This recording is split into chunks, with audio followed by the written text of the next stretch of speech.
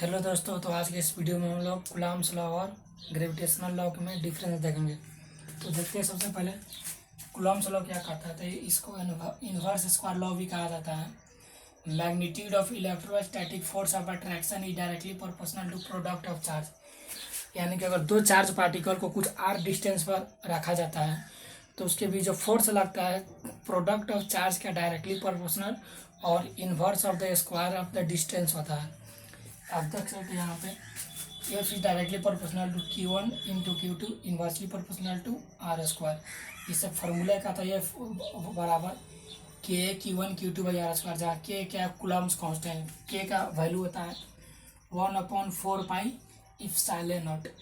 के का वैल्यू और होता है 9 इंटू 10⁹ न्यूटन मीटर स्क्वायर पर कूलम स्क्वायर। इप्सिलॉन नॉट का वैल्यू होता है 8.85 इंटू 10⁻12 कूलम स्क्वायर पर newton metre square. It is applicable for point charge. जो कूलम्स लॉ होता है या पॉइंट चार्ज के लिए वैलिड होता है और स्फेरिकल चार्ज सिमेट्रिक के लिए इन्वर्स स्क्वायर लॉ को फॉलो करते हैं, यानी कि F is inversely proportional to R square, इसी को इन्वर्स स्क्वायर लॉ कहते हैं। Depends on medium. जो कूलम्स लॉ होता है उसमें फोर्स का वैल्यू मीडियम के अकॉर्डिंग डिपेंड करता है। वाटर में उसका कुछ अलग मीडियम है, जैसे परमिटिविटी कांस्टेंट के कहा जाता है, और इसका एयर में कुछ और वैल्यू आएगा, और डिफरेंट मीडियम में इसका फोर्स का वैल्यू वेरी करते रहता है। एक्ट्स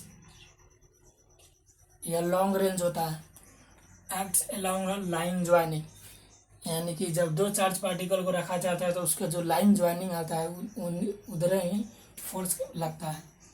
डिस्टेंस डिपेंडेंट होता है, यानी कि जैसे जैसे डिस्टेंस का वैल्यू चार्ज पार्टिकल के बीच में आप कम कीजिएगा वैसे फोर्स ऑफ अट्रैक्शन चार्ज के पार्टिकल के बीच में ज़्यादा लगेगा। उसके बाद valid for spherical and symmetric charge distribution, यानी कि जो कूलम्स लॉ होता है उस सिमेट्रिक चार्ज डिस्ट्रीब्यूशन के लिए वैलिड होता है और पॉइंट चार्ज के लिए। उसकी तरह देखा जाए तो Newton's law of gravitation, magnitude of gravitational force is directly proportional to product of mass.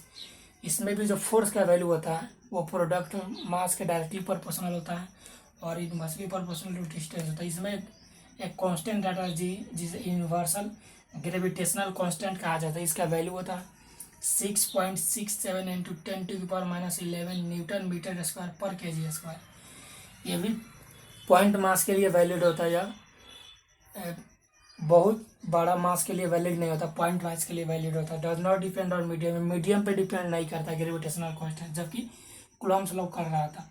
Conservative force होता है, यानी कंजर्वेटिव इसका जो किसी भी पाथ से लीजिए फोर्स का वैल्यू सेम रहता है, या पाथ पर डिपेंड नहीं करता, या सिर्फ इनिशियल और फाइनल पोजीशन पर डिपेंड करता है। लॉन्ग रेंज होता है, एक्ट से लॉन्ग लाइन ज्वाइनिंग, ये भी फोर्स है जो दो मास को कुछ आर डिस्टेंस पर रखा जाता है तो उसके फोर्स लगता है, वह दोनों मास के उसके जो लाइन ज्वाइनिंग होता है उसके बीच ही लगता है।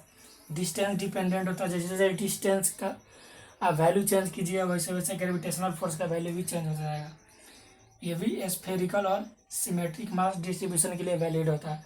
इसमें क्वेश्चन क्या होता है, जैसे मान लीजिए अगर मास को डबल कर दिया जाए और डिस्टेंस को हाफ कर दिया जाए तो फोर्स का वैल्यू कितना हो जाता है 2 इंटू 2, डिस्टेंस हाफ हुआ यानी कि हाफ का स्क्वायर कीजिएगा तो 2 इंटू 2 हाफ का स्क्वायर 4 यानी कि 16 टाइम, यानी फोर्स का वैल्यू 16 टाइम चेंज होगा। उसी तरह अगर कूलम्स लॉ में देखा जाए तो चार्ज को डबल कर दिया जाए और डिस्टेंस को दोगुना कर दिया जाए तो इसका आ जाएगा 2 इंटू 2 और 2 का स्क्वायर कीजिएगा 4, तो इसका फोर्स का वैल्यू सेम रह जाएगा क्योंकि एफ ही आ रहा है।